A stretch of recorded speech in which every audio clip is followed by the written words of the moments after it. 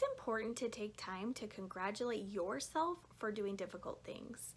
Even if it may seem to other people like this is not a difficult thing, depending on the individual, there are a lot of everyday tasks that can seem really difficult.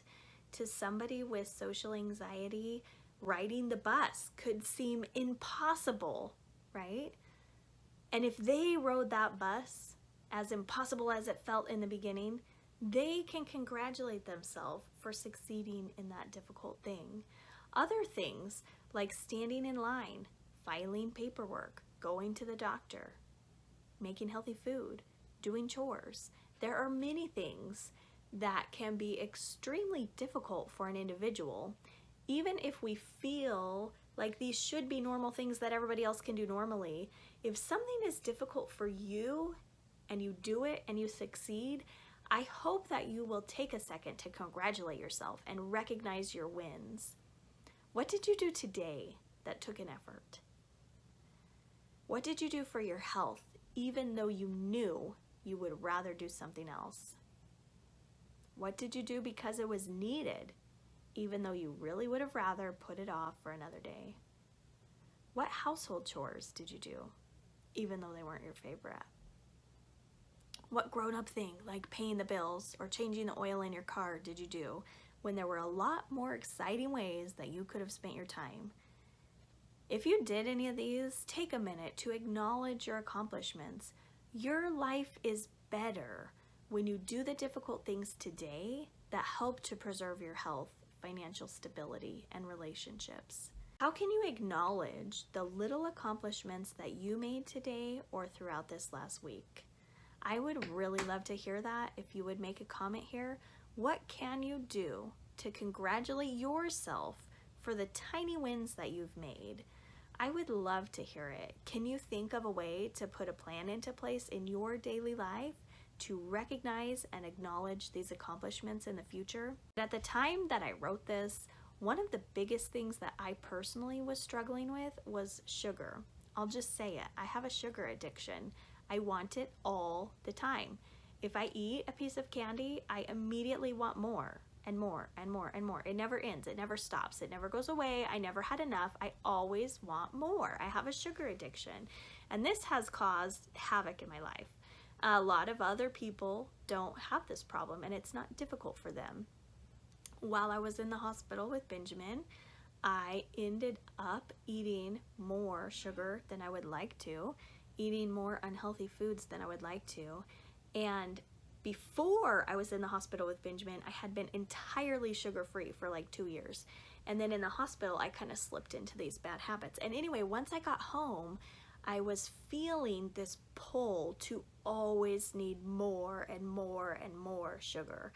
And what I found was it was really a negative downward spiral, and it did not help me. It didn't benefit me at all. And so I actually made myself a sticker chart, and if I got to 10 a.m. and I hadn't had sugar, I gave myself a sticker on the sticker chart. When I got to noon and I hadn't had sugar, I gave myself another sticker on the sticker chart. And I had like 5 time frames throughout the day that if I made it until this point without having had sugar, I put a sticker on the sticker chart. And this may seem really silly to adults who are watching this who think just don't eat the sugar. But for me at the time, I had a major problem, and it was affecting my health in a major way. And when my health was affected, I wasn't able to be the best, healthiest kind of parent to care for my child at a time that he really needed me. And so it mattered. It was a big deal.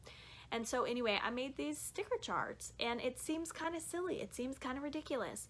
But I would find myself thinking, just another hour, just another half an hour, just another 15 minutes. And the excitement of putting the sticker on the sticker chart, knowing that I went that time frame without eating sugar, was exciting enough that I didn't eat the sugar.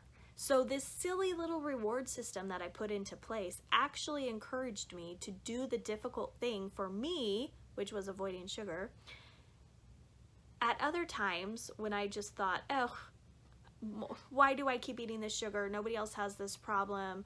And I downplayed how difficult it was for me. That didn't help me at all. What helped me was to recognize this is hard for me and I want to change. So I need to put a system in place with some rewards, with some motivation, with some encouragement to help myself be as successful as possible. So, anyway, that's all I'm talking about here. Whatever it is in your life that's difficult for you, it doesn't matter if that's hard for anybody else. It doesn't matter how we feel like everybody should be able to do this as a functioning adult. None of that matters. What matters is if it is hard for you and you have a success, find a way to reward yourself for that success. The more that we reward our past successes, the more it encourages us to continue having more successes in the future. I'm Anastasia, and this is something that helped me. I know every story is different, but I hope that in this you can find something to help you as well. Best of luck. It used to really bother me. Every single person would say, "I don't know how you do it." And for me, I realized the answer is 1 day at a time, sometimes 1 minute at a time. People would say, "I could never do that." Yes, yes, you could, and you will. The journey is long and bumpy, but keep taking those tiny steps, and you can do this. I promise. Whatever is standing in front of you today, you can get through it.